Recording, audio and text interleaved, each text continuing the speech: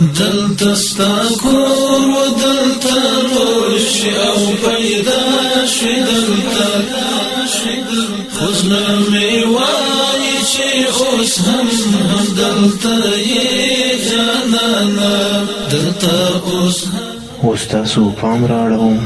د جناب الشیخ ابو حذیفه وعالمنا وینا ته اخست اوخی میراتلی جانانا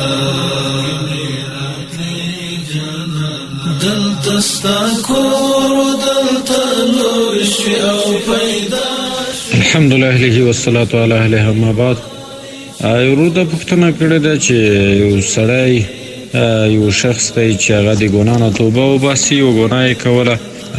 بیا یې توبې نه وروسته چې هغه په رښتیا توبه یې ایستلې ده بیا ځینې نور خلک شته چې هغه بیا په هغې ګناه باندې ورته پیغور ورکوي هغه ورته یادوي نو په شریعت منوره کې د دې څه حکم دی د دې ورور په جواب کې باید ووایم چې یو سړی هر انسان چې یو انسان وي هغه د ګناه نه خالي نه وي ځکه الله جل وعلا د هغې ته نفس ورکړی شیطان دی ورسره په تقاضا د بشریت خامخا ورنه ګناه کیږي اما هغه کس چې بیا په اخلاص الله ته توبه وباسي الله یې ورته معاف کوي الله وعده دا کړې ده چې ته توبه وباسه او زه د توبه قبلوم او ګناهونه دې درته معاف کوم تاسې مشهوره واقعه کتله چې سړي 100 مړي کړي وو الله ته یې توبه ویسته ورته معاف یې کړل نو الله چې سړی معاف کوي خو افسوس دا دی چې د مخلوق د بیا نه معاف کوي هغه خبره نه در پرېږدي او تا پسې هغه خبره نور هم کوي تاسو وګورئ تاریخ د اسلام حضرت عمر رضی الله تعالی عنه د نبی علیه الصلاة والسلام په قتل پسې را روان و کافر و او بیا یې د عظیم جرم ته نیت کړی و چې نبی علیه الصلاة والسلام یې شهید کوله او کله چې توبه د کفر نه وایستله او الله یې توبه قبوله کړله نو تاسو وګورئ د انبیاو نه وروسته په ټولو انسانانو مسلمانانو کې دوم مقام لري الله په دنیا کې د جنت زیری ورباندې وکوه 20 ځایه الله قرآن کریم د ده د نظر او د رای مطابق نازل کا نو الله جل وعلا بیا دومره لوړ مقام ورته هم ورکا نو چې الله سړی ته کفر ورمعاف کوي الله جل وعلا سړی ته ګناهونه ورمعاف کوي او بنده یې نه معاف کوي او بنده یې ورته یادوي د دې سزا بیا دا د کتاب لیکلي وی څوک چې بل چاته په هغې ګناه پیغور ورکوي چې هغې توبه ورنه ایستلې وي دغه انسان به الله د مرګ نه مخکې په هغې ګناه باندې مبتلا کوي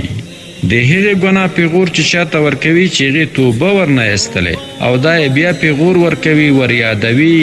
یا خلکو ته وایي نو الله به دغه انسان مخکې د مرګ نه په دغې ګناه کې الله مبتلا کوي او د دغې ګناه چې کله کې مبتلا شه بیا به د دغې ګناه سزا الله ورته ورکوي نو یو څوک چې الله معاف کړی وي هر قسمه ګناه چې وکوي الله وایي ما ته توبه وباسه زه د توبه قبلوم نو چې الله یې توبه قبلوي او دا انسان بیا لګیا دی بیا هغه ګناه ورته یادوي او نه ورته معاف کوي نو د دې انسان دپاره دغه سزا بس ده چې الله به په دغې ګناه کې مبتلا که او په دې ګناه به ورته سزا ورکوي والسلام علیکم ورحمت الله وبرکاته ستاسو د دیني پوښتنې جوابونکی مناظر اسلام الشیخ ابو حذیفه مفتي محمد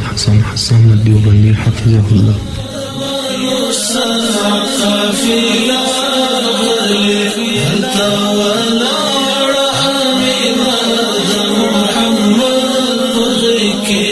وسيتري أخلي بختر ورحلي مرحلي أنت ولا